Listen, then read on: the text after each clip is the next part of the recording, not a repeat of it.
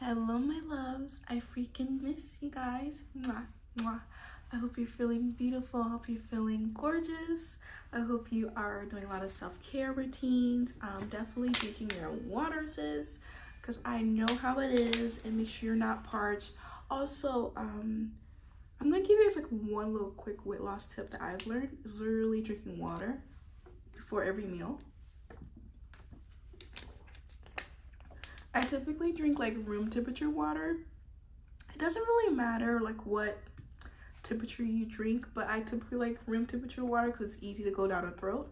It makes it it also makes me feel like full faster. I don't know how to explain that, but it does.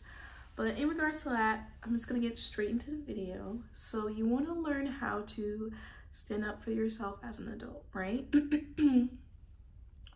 Before we get into this conversation, my love, you have to understand that your lack of ability to stand up for yourself typically stems from your childhood wounds, right? Most adults who struggle to stand up for themselves were raised in homes where their opinions were often silenced, told that they never mattered, or they were often shamed.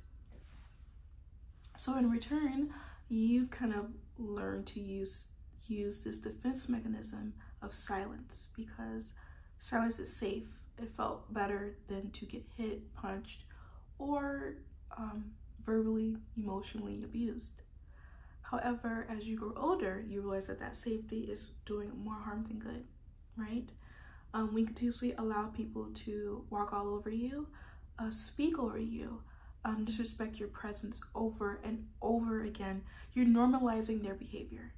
And they are manipulating you, and they know they're manipulating you because indirectly you're allowing it, just out of fear. It's not that you're trying to, or you're doing this on purpose. It's just your brain is just allowing them to do that because you don't want to go through the confrontations or, you know, the problems of it all. So indirectly, you're showing them that it's okay with what they're doing. However, this is where things are going to stop, right? This is where you need to communicate with your inner child. You need to remind her that you are safe. You are safe. You are safe. You are safe. You are fully removed from that environment that has caused you to be in constant survival mode. You are fully removed from that environment that has constantly restricted your voice for so long, in which you are starting to realize that your silence is no longer servicing you. And of course, it is not servicing you at all. That's why people continuously try to hurt you or disrespect you, or they see you as the nice one, so it's fine, you know, you'll get over it, right? But as a goddess, from now on, you will no longer continue to allow the constant disrespect from others that they put on you constantly. In other words, I love to use the word constantly, but also you no longer put up with their shit anymore. You need to give yourself permission to feel safe to speak on the behalf of yourself and your inner child. At first, it will be difficult, right? Your voice will tremble, it will shake, you'll start to feel like there's like butterflies in your throat. You'll start to like crack, obviously around the throat area. You may even cry, but trust me, it is way better than not expressing your emotions or boundaries at all.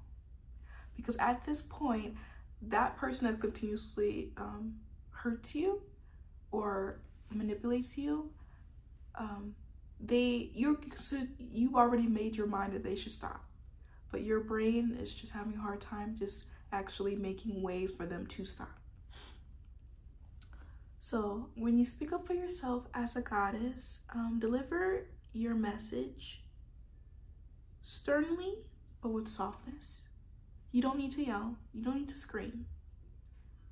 You can still say, hey, I don't feel as though I'm being valued in this conversation, so I'll be leaving, right? You kind of want to do it in a way that's classy, not necessarily, you don't have to, my love. You can, if you want to go full on and soda bitch and go fucking hard, bitch, that is on you. Do that and do it well. But for the girlies that want to do a more classy, more elegant way, you can just always say, you know, I don't feel like you value me as a person right now, so I will be removing my presence from you, right? Or I don't feel like this conversation is leading to something that's constructive, so I will be leaving currently, right? You need to fully embody the words that you say because they do hold weight and they do carry, especially your demeanor. You don't need to look angry.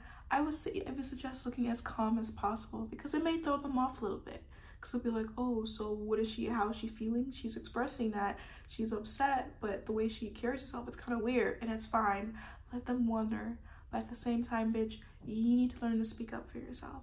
You need to learn to stand up for yourself because that's where people, like literally in the work settings, mostly in work settings, your shit will be tested all the fucking time, bitch. People will constantly try to test you all the time. They will obviously always try to test your kindness to see how far they can go. But it's up to you to create those healthy boundaries to be like, oh yeah, girl, this is not gonna ride. This is not gonna go well. As I said, girl, you don't have to like throw a pause instantly. You can do it without having to yell, scream, even be angry. You can just say, hey, I just don't feel valued, and that's fine.